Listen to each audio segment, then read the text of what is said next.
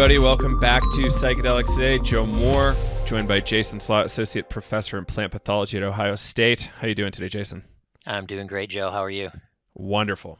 So you were on ages ago. This is the first time we've chatted for the podcast.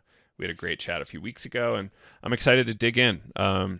We haven't had enough real deal mycologists on the show, and that's my bad. So here we are. You are a real deal mycologist. Can you talk about your specialties right now? Like, what are your focus areas? Sure. Well, I dive right into the DNA of mushrooms and other fungi. My specialty would technically be called evolutionary genomics. So I look at uh, evolution of fungi, including mushrooms and plant pathogens, insect pathogens, all these things. I look into them through their genes, and we we investigate how the genes have evolved, and we use those findings as a way to sort of see what the fungi are doing in the environment. What how do the fungi interact with other organisms? It's amazing. Yeah, I'm visualizing a whole kind of evolutionary chart, kind of like the classic. Oh my god, I wish I Like a studied a little more science in school, Jason. Like the whole taxonomy chart. Showing all the different branches from like archaea to like bacteria, fungi, etc. Is it fungi or fungi? It is whatever you want it to be. The only thing that I require is that you say one fungus or two fungi or two fungi. I'm a stickler about the singular plural thing, but not about whether it's a soft or a hard G. Perfect. All right, we got that covered. Excellent. So yeah, like, have there been some interesting genetic findings showing like this mushroom should exist over here, genetically speaking, and not like keep its traditional name? So you have to like shuffle things. I imagine you've seen some of this. Oh yeah, there's been major upheavals in the taxonomy of fungi community.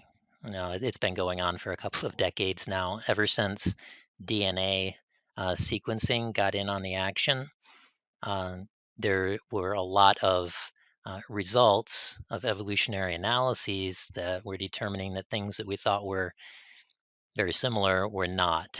And the similarities amongst different mushrooms were based on their gross morphology. Do they have a cap and a stem as a mushroom, or do they have a spongy sort of reproductive surface? Those kinds of things were um, very early on found to be not great methods of grouping these organisms. And the further we explore with DNA sequences, the more we find that we can split up lots of other groups.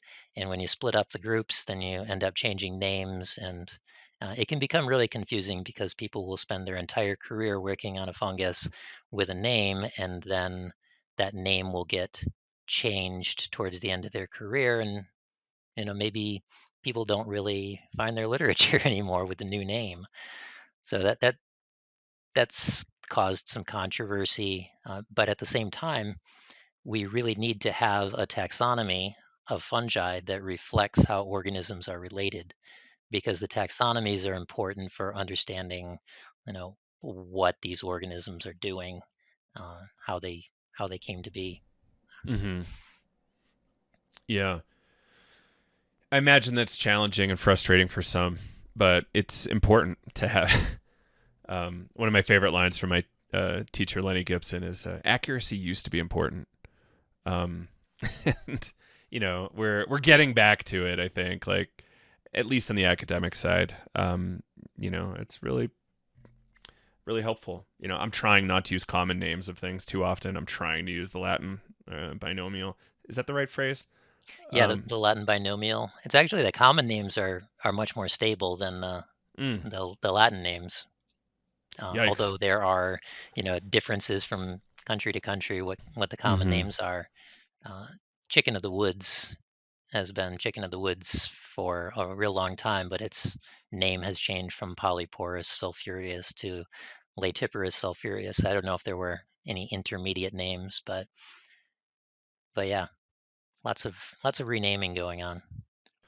Have you had the opportunity to do any genetic work on psilocybe species? Absolutely. I mean, Oh, that's very interesting. uh, where a lot of the research in my lab is now going. Um, yeah, we started sequencing. We started working on genomics of psilocybin-producing mushrooms about 9 or 10 years ago now, and our first attempts were in the early stages of my lab doing genomics, and they didn't work out too well. But eventually, we got some decent quality genomes of three magic mushrooms from different genera, and we did comparative genomics on those three species from different genera to identify what was similar about them. Very evolutionarily distantly related, but they had this same function that they were making psilocybin. So we thought that we could find the genes that were responsible for making psilocybin. And we employed some interesting evolutionary methods to find those genes, and they worked. They worked like right off the bat. The postdoc in my lab who was working on it basically had the five genes that were involved in making psilocybin identified within a day or two after we had the genomes all in hand. So yeah, so we were involved in that whole discovery process of the genetics of psilocybin. It was something that probably would have been known 20 years ago, except that working with these particular mushrooms has been clouded by regulatory hurdles for a long time. It's interesting. So, what kind of technology were you using to do the genetic analysis, or are using now? And I imagine it was all digital. You're looking at the data digitally. Yeah, it's all computerized. What we do is well, you have to start out in a lab. It wasn't my lab because we don't have permission to work with those substances, but there was a lab that was extracting DNA, uh, and then that DNA gets sent out or in-house run through a sequencer. And there's a technology called Illumina high throughput sequencing, which makes little reads like 200 to 300 letter reads of DNA and just tons and tons of them. And then you use a computer program, multiple computer programs to stitch that all together and try to, reconstruct from all those tiny little fragments what the genome is. So we started out with that sort of a technology with those short reads, tons of short reads to build a what we call an assembly of each of those genomes. And now we've actually moved on to newer technology. I don't know if you've heard of the Oxford nanopore long read sequencing No, I'm out of the technology. loop on genetics, though I find it incredible. It's an interesting advent because it's a little genome sequencer about this big that plugs into a USB port, and you can take it out into the field.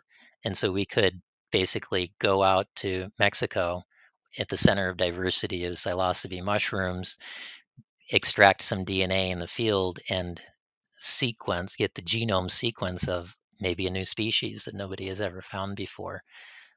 So it's kind of it's a nice new technology. What it allows us to do is get really long reads of DNA, and then we can build a much better quality genome. And that's important because sometimes when you when you build a genome that's just in lots of little pieces, you don't really know what all the genes are because the genes might be broken up, or what genes are next to each other is really important. For instance, when we identified the psilocybin cluster or the psilocybin genes, we were able to identify it because it was five genes stuck together in the same place in the genome. And that just screamed these things are co-evolving, and they're only found in magic mushrooms.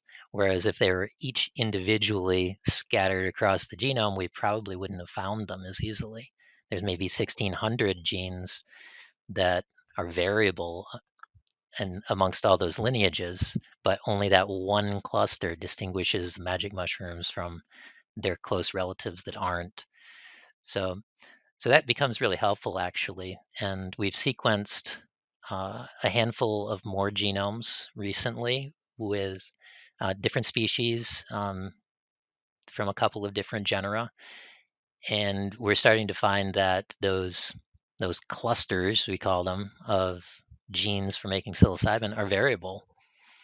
We're starting to see that some of them have extra genes, some of them have different gene orders. And what do those things mean? Well, we're guessing at this point, but what those kinds of variations mean in other fungi and other metabolic pathways for making chemicals is that they make something else. They make maybe, for instance, there could be another analog of psilocybin being made by some of these species. So we're discovering a lot of new things with every new psilocybe or paniolus or a gymnopolis genome that we sequence. The story becomes richer. And so, what's the utility of finding that genome, finding that little snippet that says this is how I'm doing it? Like I know there were some patents. Like I think I met the CEO of SciBio, who was working with the University of Miami at Ohio. I don't really understand how that works, but they had Miami some University. Miami University in Ohio, and it's like they were able to spin off some sort of IP around these genetics because they inserted those genes into yeast or something. Like, is that the only utility? Is there other utility to it? Like, obviously, it's intellectually interesting, but beyond that, Of course, that's where I am. How did this evolve and how does it diversify and all that? That's where I am. I'm a basic researcher. But yeah, there is definitely utility. Um, for one, enzymes are not all created equal. So some of these genes are much more efficient. Some of them may prefer to make one end product versus another end product. So if the last step in the pathway adds methyl groups onto the amine, and you can end up with one, two, or three methyl groups, which would be, psilocybin or ruginacin, these different chemicals that may be responsible for an entourage effect. And so by mixing and matching these genes or finding species that have different efficiencies or different forms of some of these genes, you might end up with a different blend of chemistry in the end, in the final mushroom.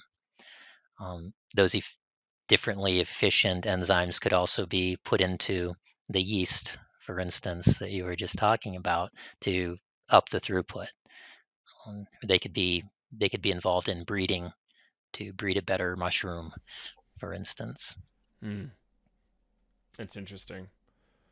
I was at a conference, Bioneers, years and years ago in like Massachusetts, and I remember there being somebody talking about green chemistry and discussing how plants are the best chemists. Plants and fungi are incredible. Like nature does it better and cheaper than we ever probably will be able to. So in a normal traditional lab environment. So I think that alone, like that understanding, is a really big deal.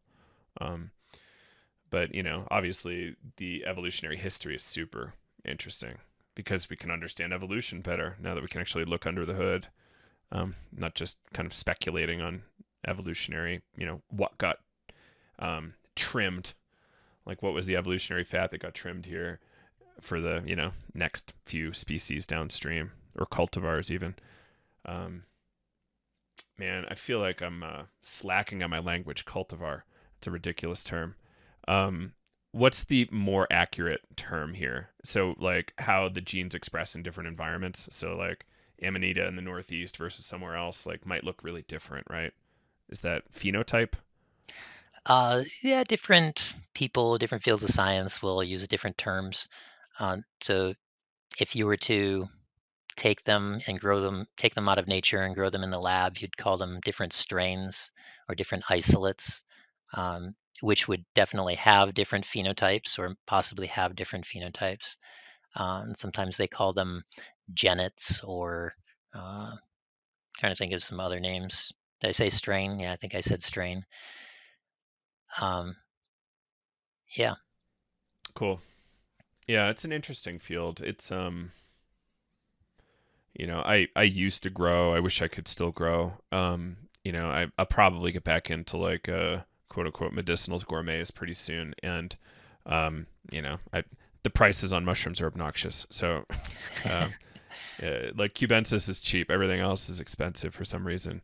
Um, it's so easy to so grow compared to some other mushrooms. I guess it's right, about as easy to grow as oyster mushrooms, right? I yeah, just like shiitakes were super easy. Oysters super easy. Lion's mane I haven't done, but I imagine it shiitake was probably slightly harder. Like it's negligible difference, right? Um, Well, now that people have worked out all the parameters, I'm sure in the beginning people were trying to transplant mushrooms into dirt and wondering why it wasn't working. And I mean, maybe it wasn't that much of a steep learning curve, but there's been there's been decades now of people, optimizing substrates and figuring out what species grow best on what, grains for spawn and all of that. I think I was interested in becoming a mushroom cultivator. What was it, 25 years ago now? But I didn't. It seemed like a big challenge at the time. There was too much infrastructure I needed to put together, and uh, there just a lot of unknowns whether or not I was going to be able to make it profitable and all that. I figured I was much better cut out for asking scientific questions in the end. But since that time, the information that was available, and with the explosion of the internet in that same time period, anybody can get into mushrooms. You can teach yourself mushroom cultivation with Google pretty quickly. it's true. Um, yeah, there's plenty of websites. There's plenty of hands-on tutorials. You can pay money for it or get it for free. It's just a matter of how much time you want to put in. Um, it's a great hobby nonetheless.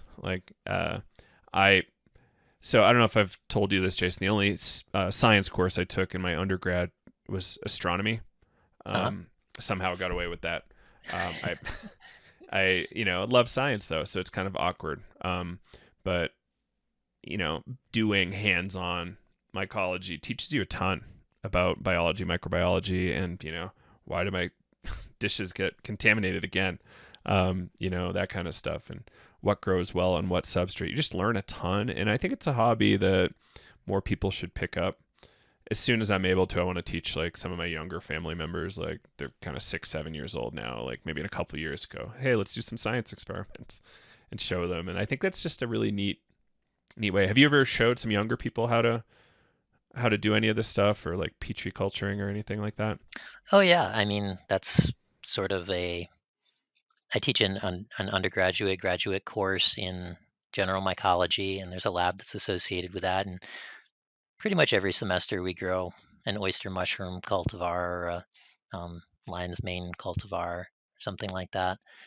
Uh, yeah, there's contamination. I try to make it easy for the students. They've got a lot of other things going on in the lab, so maybe we start with spawn and just put it into the bulk substrate, and then they fruit, so they can more watch the process than stumble through all the problems with contamination and all that. Uh, we have plans of offering a mushroom cultivation exclusive course here as well. It's just a matter of having enough hands on deck to do all the teaching we need to do here. Of course, people in my lab learn how to cultivate all the different fungi that we work with in the lab. We don't grow any magic mushroom cultivars or anything like that, but we grow uh, plant pathogens and insect pathogens. Learn how to isolate fungi from the inside of leaves, endophytes, all of that. So That's yeah, super we interesting. we train a lot of people on fungal cultivation. Mm, that's great. Um, is there a special kind of license required if you from the DEA if your lab was to grow cubensis or other psilocybe or psilocybin containing species? Yeah, it's pretty complicated actually, mostly because the regulations for working with Schedule One are largely based around dispensing in the clinical setting. So uh, I've been working with uh, different agencies and groups within my university to try to figure out what the path is to get all that put together. And it's pretty long and complicated and expensive. You have to start at the state. Each state has its own licensing board to be able to, have whatever. And it's usually the state it expects that you're a pharmacist. That's how they're sort of categorizing you. You get a license to distribute dangerous drugs, uh, and then the state may or may not have an inspection procedure, and you'll have to build a lab that has lots of controls, protocols for making sure that nobody diverts any amount of your substance.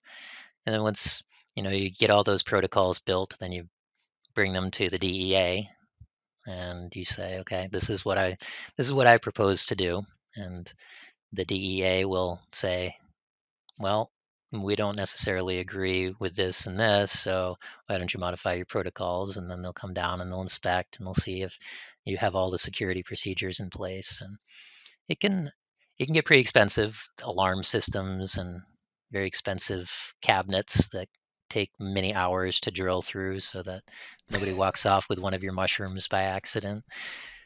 Um, They'd spend more in drill bits than they would in like, yeah. mushrooms. It's unbelievable. But it makes sense, right? Like that's how the system's been set up, and that's kind of how big labs have to conform. And I imagine it would be impossible to lobby um, for those kinds of funds at a university the size of yours. You'd have to make a really compelling argument. I don't know what that looks like though. I was chatting with Sue Sicily. Are you familiar with her? I'm not. Um, she's she's got a nonprofit called the Scottsdale Research Institute.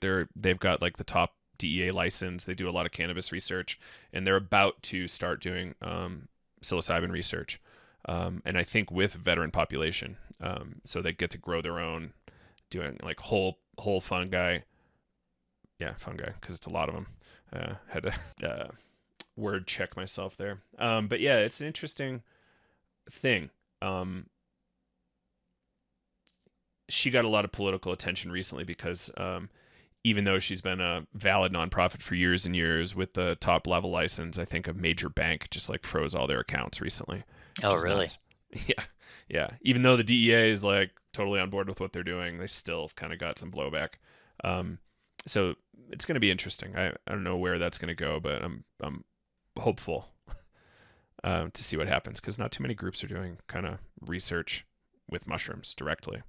Um, No, it's kind of a loophole in the I mean, not a loophole. It's kind of a cloudy zone in the process of drug development, and the whole system is based around isolating a single molecule, being able to synthesize it in bulk and formulating it to uh, administer in a clinical setting or in a preclinical setting. But what's in a whole plant or what's in a whole fungus is it's a little bit different. mm-hmm. Especially you Yeah, throw the Schedule 1 in there and it's yeah. everything becomes complicated. Oh, endless, endless.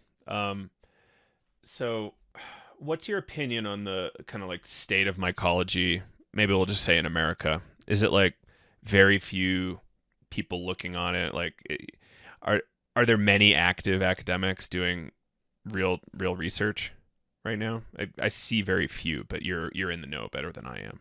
So my definition of mycology is going to be pretty broad. It's going to include people doing research on yeasts that are pathogens of humans, right? Like Candida albicans and Cryptococcus. And there are a lot of people that are doing that kind of work. And there's also minor pathogens of humans. Maybe they only have a regional significance, histoplasmosis, for instance. So, so there's a number of researchers in medical world. Aspergillosis is a huge thing uh, in AIDS research. Cryptococcosis is a huge thing in AIDS research. So there's a lot of mycology, but then you can move into mycology like yeast fermentation-based sciences, right? So that's also pretty big. There's a lot of brewing industry going on and all of that. The the research is very different. And it's going to be a lot more industrial than basic. And then what most people think about when they think of mycology is mushrooms and fungi in the environment, mushrooms and molds and that sort of thing. And we're a much more limited community. I think the economic opportunities are still on the upswing for that in the United States. So, you know, it takes a while for the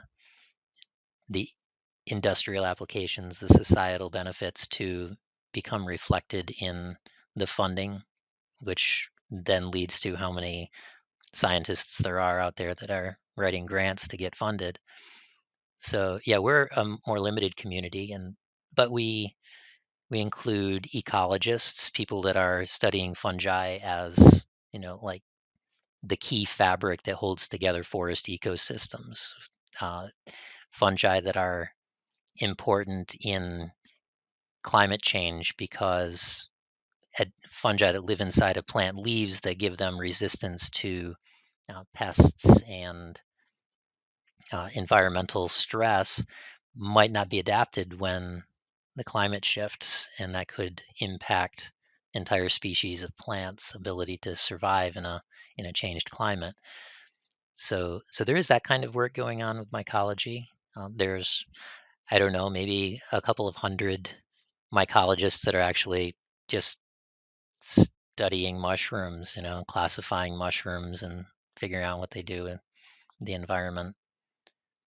But overall, I would say people who study the mushrooms are fairly limited. If you were to go to Europe, there would be a lot more intensive effort into that kind of work. There's a longer history of plant pathology, which is a huge mycology uh, study, a huge mycology field.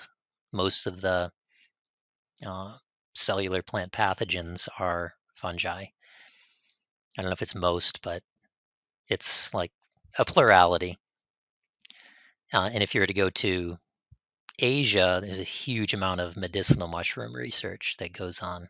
So I would also consider that mycology and mushroom growth, mushroom cultivation research.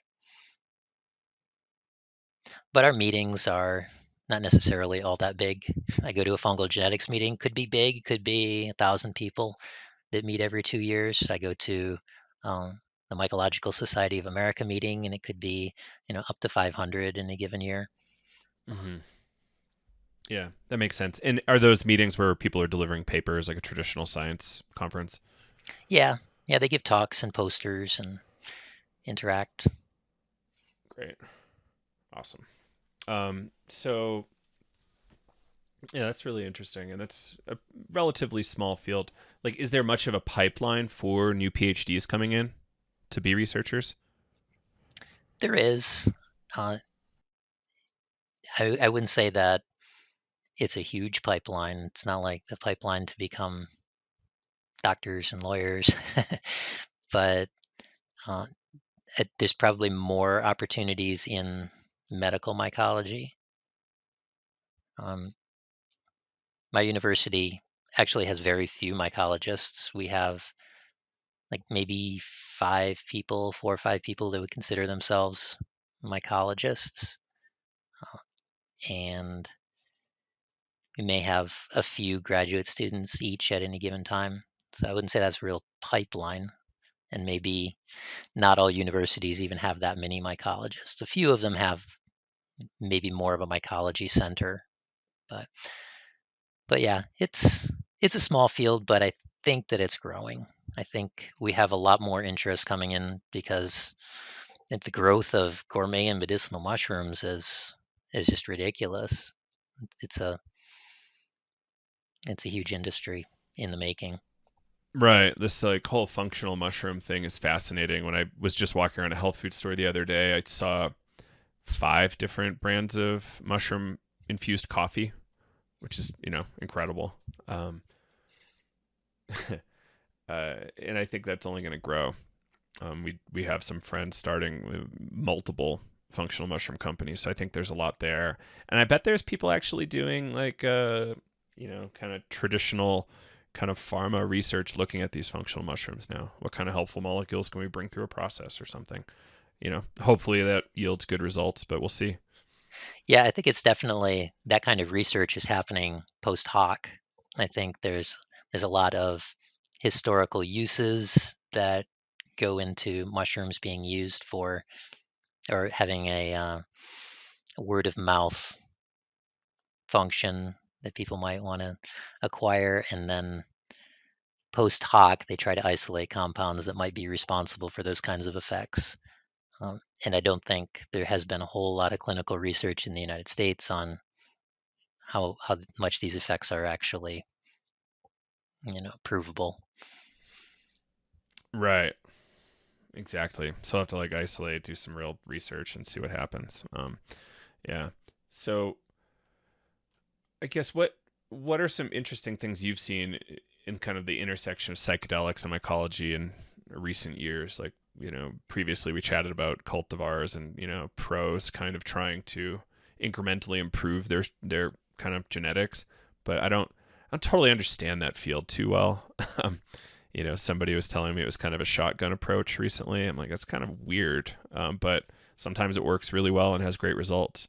Um, by the way, I'm totally ignorant on this whole kind of uh, conspiracy around the penis envy strain. Like I heard that was a big story, and I know nothing about it. But we don't have to go there. Okay, yeah, I'm not sure I know what the conspiracy is. I'm uh, intrigued, but I know there was some violence. That's about all I know. oh Um, man, yeah, oh that sounds awful. Um, yeah, so it's it's different from plant breeding because fungi are weird. Fungi have well, mushrooms in particular tend to have what we call a tetrapolar mating system.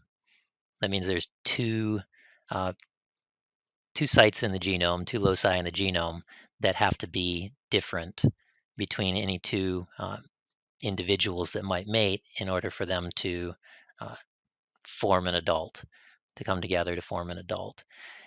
And what that leads to is that you're only going to be able to mate with 25% of your siblings. So when the spores drop out of the cap of a mushroom, the the spores will germinate and they can only mate with 25% of their siblings, so that kind of encourages outcrossing, prevents the inbreeding of the species.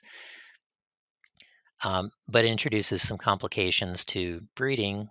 You have to figure out what are the compatible well, isolates that you can use to do hybridization events.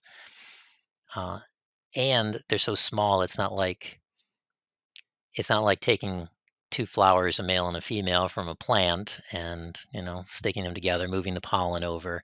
Um, where you have to take a single spore and get that to germinate and form a little mycelia without it mating with any of its siblings, so that you can then take a single spore from a different cultivar and then match them together. But not all of those matches are going to work because there's mating compatibility genes that you have to overcome. So, so it can be a tricky process, but at the same time, there I've are not heard of people doing it at the spore level. That's a fascinating idea. It makes a lot of sense. yeah, Um, it how can be. can you isolate enough spores to do that? Like, what's the? I'm sure you can't because you have the lab, but like, do you have to get in there with some sort of utility? Like, how do you get a single spore and then introduce others?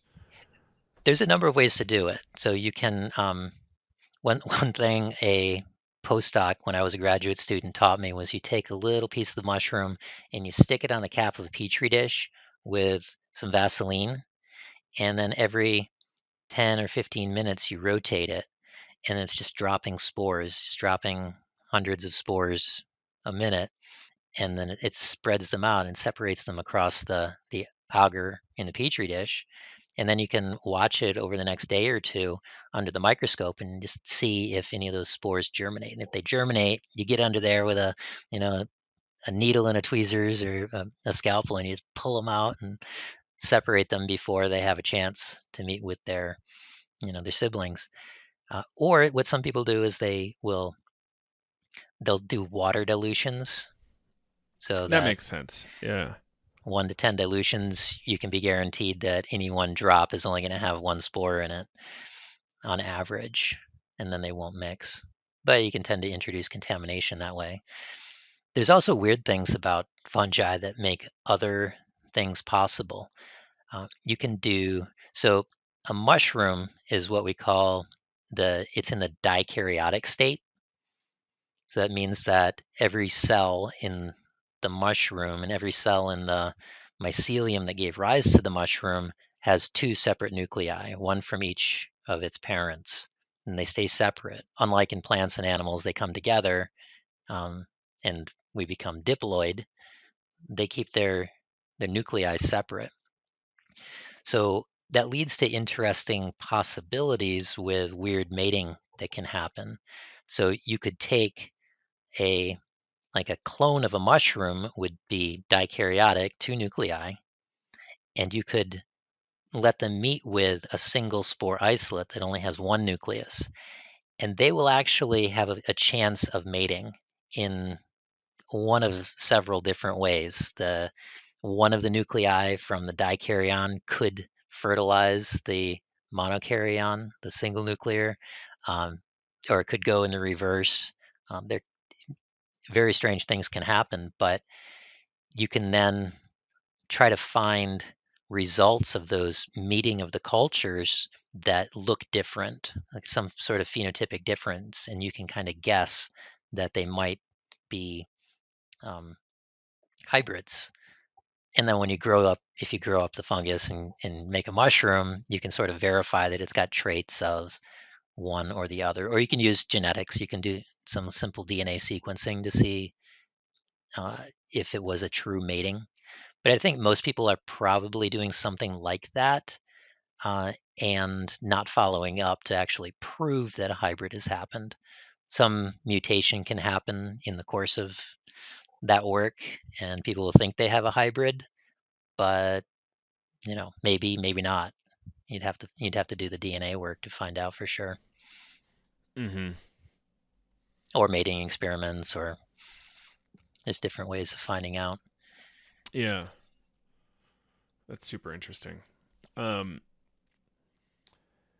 I hope like that how? wasn't too No, it's pretty complicated good. It's pretty explanation. good. Fungi are weird. So totally.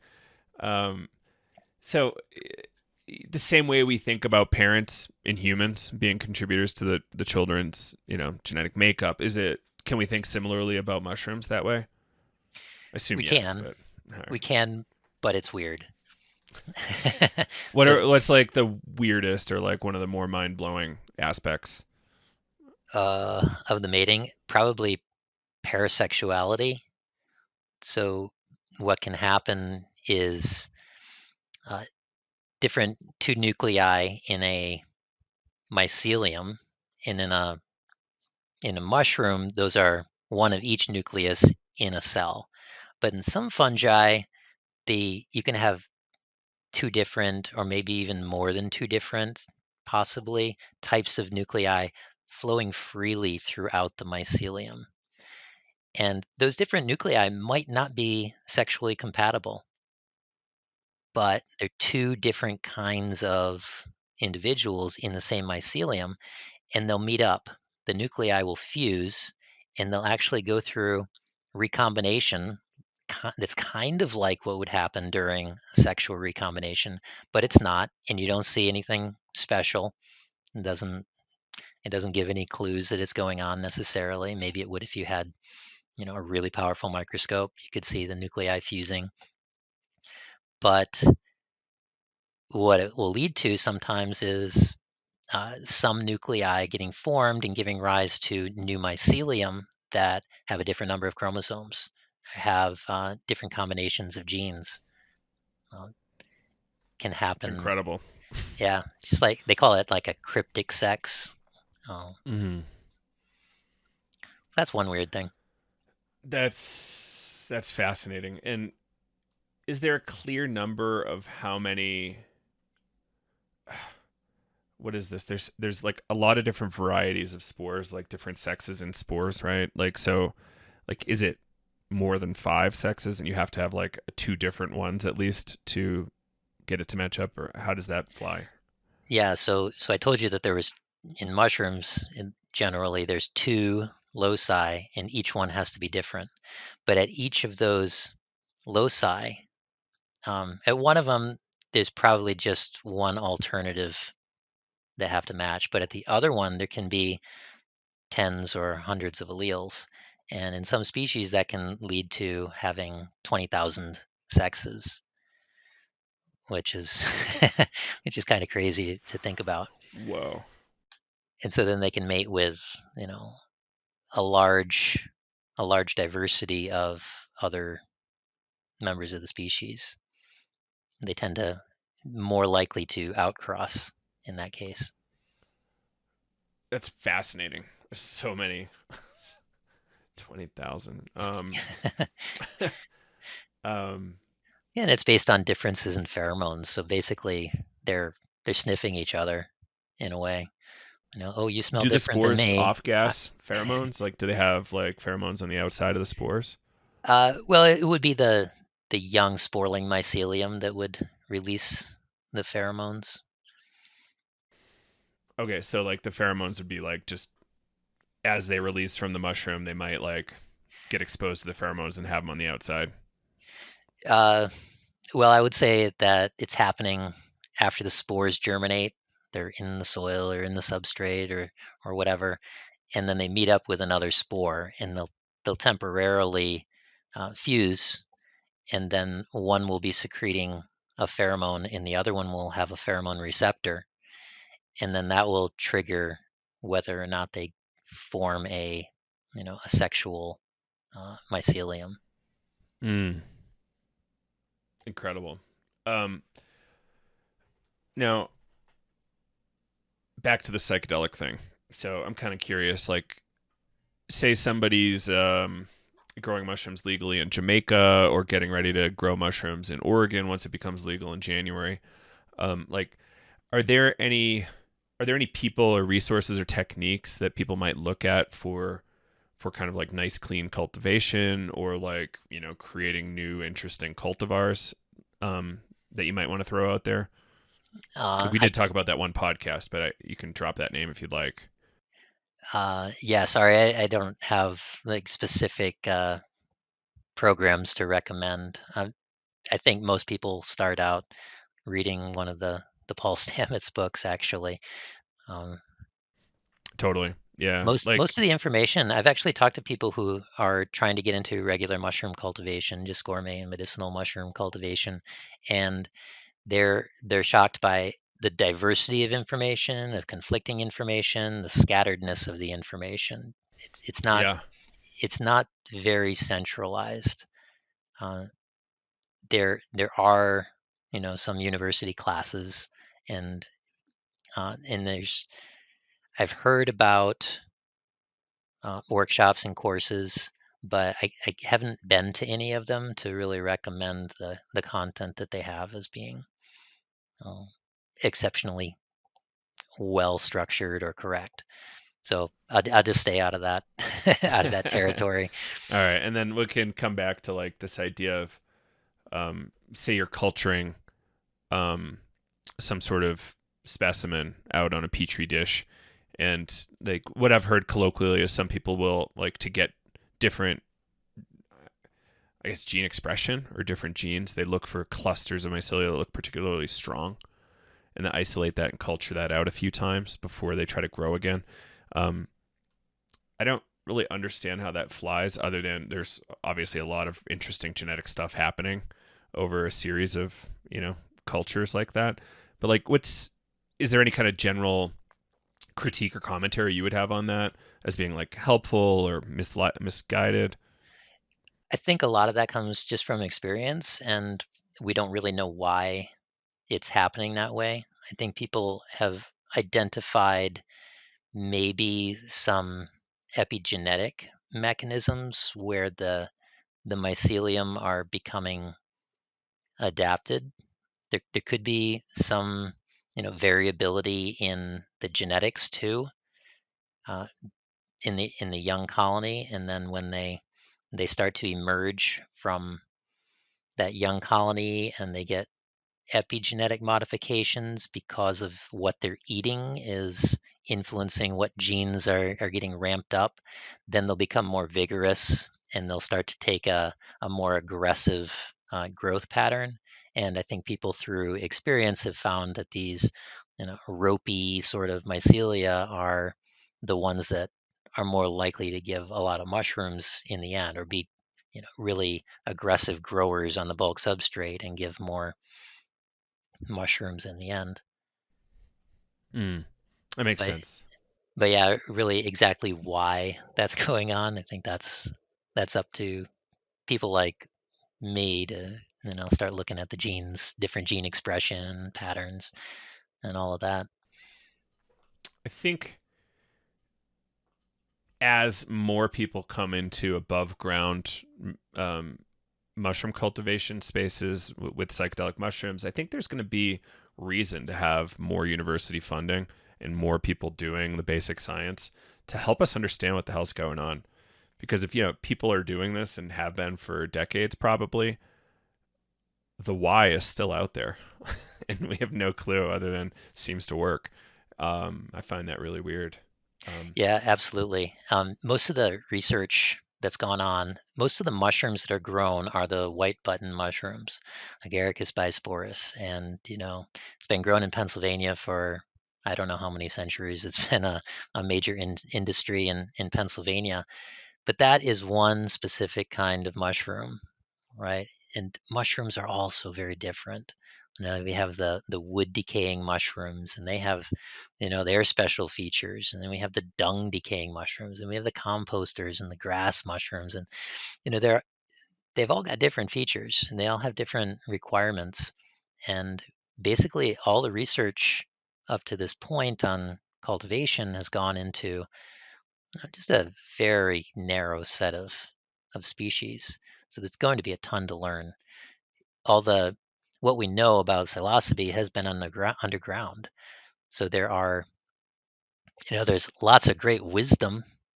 I would definitely say, and there's, that the market is the demand is being met for mushrooms. People have figured out how to do a really good job at what they're doing. But yeah, the why and how can we build protocols to optimize and be predictable about what we're doing or right. what they're doing, because it's not going to be me, right? Right. Exactly. Exactly. Like the regulations don't allow it. So, um, another weird question, um, about like substrate supplementation.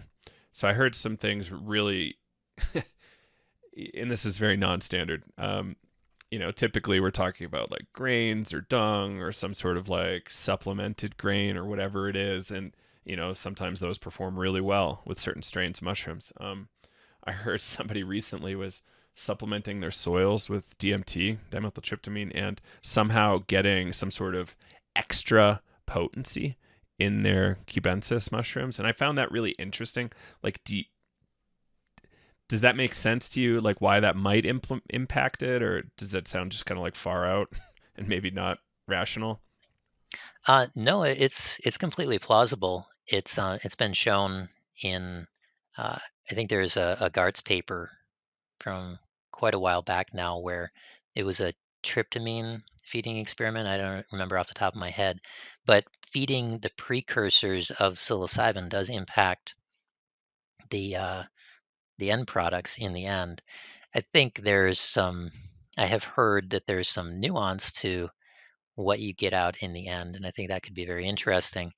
Um, but the idea is just that the fungi are absorptive feeders, right? They throw out the enzymes into their environment and then they slurp up the breakdown products and everything else that is food like around it. So if in there's tryptamine, well, tryptamine is after the first step, the first enzyme in the pathway. Could that just get piped right into the next step, which puts the hydroxyl group on the tryptamine? Probably. What's that going to do to the overall flow of the biochemical reaction? Don't know. Could you add more tryptophan? Or maybe are the mushrooms becoming limited in the amino acid tryptophan? And so if you give them that amino acid, which is the precursor, can you increase the amount that they make? I think there's a paper by Hofmeister group where they increased the uh, the fungus's ability to produce tryptophan, and that was able to. I might be getting the details wrong on this. I didn't prep any of that Yeah, no literature for worries. today, but yeah, it's if you can increase the tryptophan production endogenously, then you don't exhaust those pools. So it makes sense, but there's also reasons why it might not work, right? There might be feedback mechanisms that if you have too much of a precursor, then the fungus is going to turn down its production of a particular enzyme out of self-protection, because those precursors, those intermediates, could be toxic. So fungus isn't going to poison itself if it has a mechanism in place to not do so. But yeah, I think most of that again is in the wisdom and in the lore, and not so much in the published literature that's under controlled Right. experiments. Like if you look at how much data is on those kind of undergroundy websites, like Mycotopia, Shroomery, all that stuff, like it's fascinating how much information is in there, but you can't really do too much with it at scale, right? You have to kind of like experiment and verify and like make sure it's a real thing. But from your perspective, that's not real. You can't really say that's science. That's like observational data from the field, and it's like an anthropologist like taking notes, right? And then you can go inform future study, maybe, if something looks specifically interesting. Like I, how do you like select what you want to work on? well, I start at the genomes actually. Usually, um, I do crazy evolutionary analyses with all the fungal genomes I can get my hands on, and then find something interesting in you know in the evolutionary history, and then I find an organism that's got that particular gene or gene cluster that I'm interested in, and it gives rise to interesting hypotheses like. Oh, this particular cluster of genes arose when this group of fungi started infecting insects, or this particular cluster of genes arose when a insect pathogen became a specialist on a new host, or this particular cluster of genes is associated with uh, being able to cause disease on a uh, a formerly disease resistant tree, things like that. And we can follow up on what those genes are doing and what chemical is involved in some sort of defense process or something like that. So yeah, I start with big phylogenetic trees, but the phylogenetic tree is not necessarily of the species, but of individual genes, because genes have a different history a lot of the times from the species that they're in.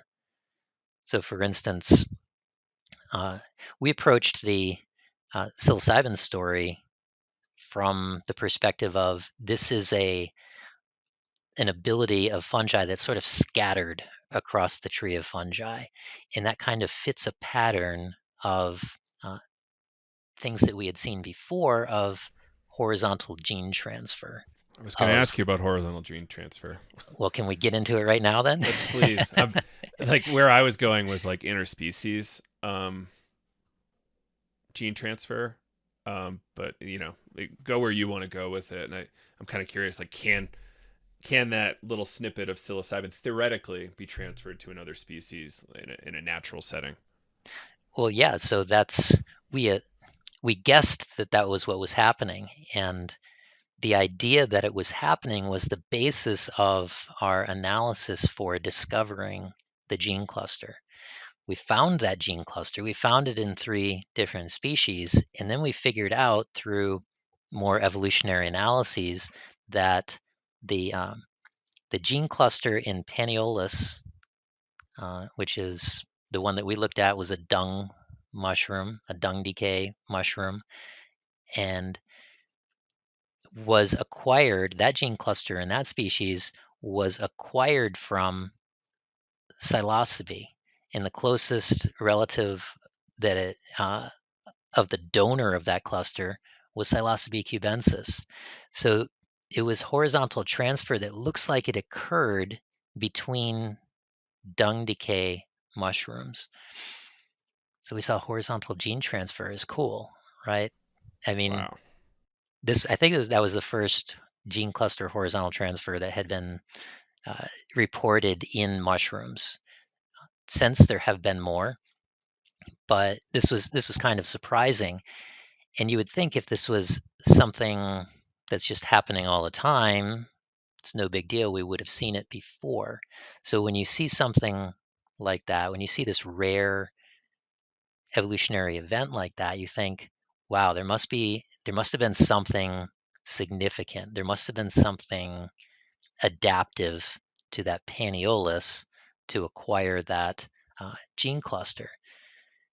And the fact that they were both growing in this particular substrate, dung, kind of pointed to dung environment giving some sort of a selective advantage to those that had the psilocybin. But what is that? We don't know. So since then, more horizontal gene transfers have been reported. We have some that we haven't reported yet. Some are reported there's a preprint by the Dentinger lab that's reported other horizontal transfer. So there seemed to have been an explosion of where this psilocybin gene cluster was, maybe around 50, 60 million years ago. It's like all of a sudden, it arose and then started spreading to to diversification of the species that it was in, but also being transferred between species by horizontal gene transfer. So happened in dung. It happened, I mean, we can infer that it happened in dung because of the species where that transfer happened. And it looks like it also happened in the wood decay environment, like sort of like the wood chip kind of environment. Yeah, that makes Uh, sense. so those particular environments seem to have some selective advantage. The low hanging fruit hypotheses are animals, right? Some sort of an animal target, defense against animals in those specific environments. If you think about dung, you think about wood chips, wood on soil. Those are places where there's a lot of invertebrates that love to munch on fungus. Fungus is pretty nutritious, so it could be a feeding deterrent. There's indirect evidence that things that interact with the 5-HT2A receptor, like psilocybin, are anorectics, if that's the right word, and they cause insects and humans to reduce their feeding. So it could be anti-feedant properties or something. This is all speculation, of course, and these experiments are sitting and waiting to be done.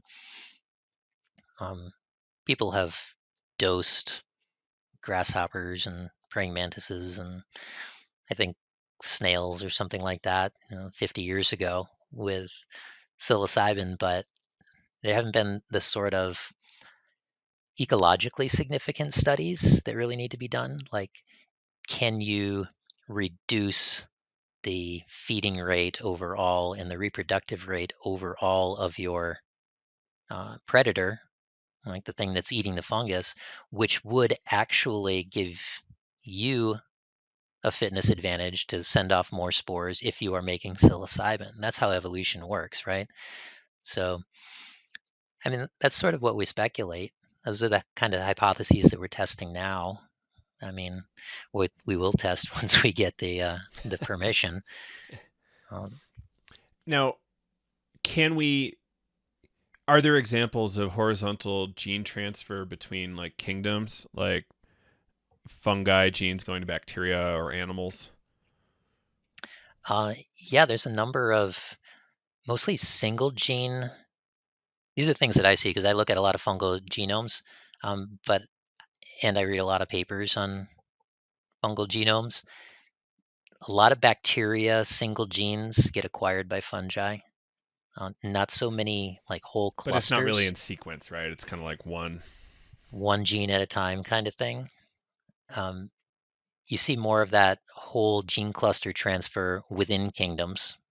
Uh, so within fungi, within bacteria, there's much more limited set of horizontal transfer between like fungi and insects. Some insect pathogens seem to have gotten like small genes that who That's knows exactly interesting. what they do, toxin genes or something between But this their is their largely like accidental, right? Like there's so much of it that once in a while you'll get an impact, but it's, quite rare that you actually have some sort of effect on like expression from the sequence. Or am I speculating there? No, it's a great question. I think we just don't know. We don't know. There's a couple of points. There's a couple of way stations there, right? How much DNA actually crosses over and survives into the cell at any given time? Like, what's the rate of gene flow? And then at the same time, what's the rate of, or the next step is, what's the rate of those genes actually getting spliced into the genome so that they can potentially be inherited? And then what do they have some sort of selective advantage so that the offspring that got that horizontal gene transfer become more overrepresented in the gene pool so that it ends up being part of the species? All these kind of steps are, we don't know what the rates are. It'd be great to test. I think these things are easier to test than things like bacteria, where you can grow up, generation after generation, in just half an hour split times, and they're separated cells. They reproduce completely during that fission. But if you're talking about a mushroom, you got the life cycle is, could be however many weeks. You're not going to watch evolution in action in a mushroom. In a yeast, probably. I think yeast maybe, I don't know. I was gonna say what my previous bias was about yeast, that they have more limited horizontal gene transfer, but I think that might be somewhere that I'm wrong. Yeah, it's fine. We're wrong all the time on the show. So I have one more question about I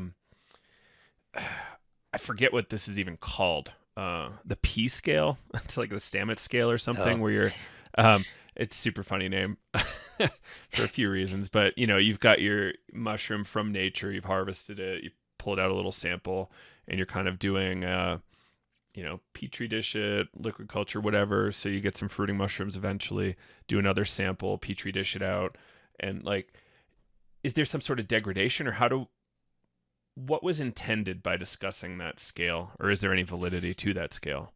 so first of all, I don't know if the P stands for passage, which I used it for when I was an undergrad. So like passaging is transferring from one plate to the next, or plate, like the plates that it's been on, or Paul, if Paul That's what invented I've this always way back assumed. in the day. I don't know.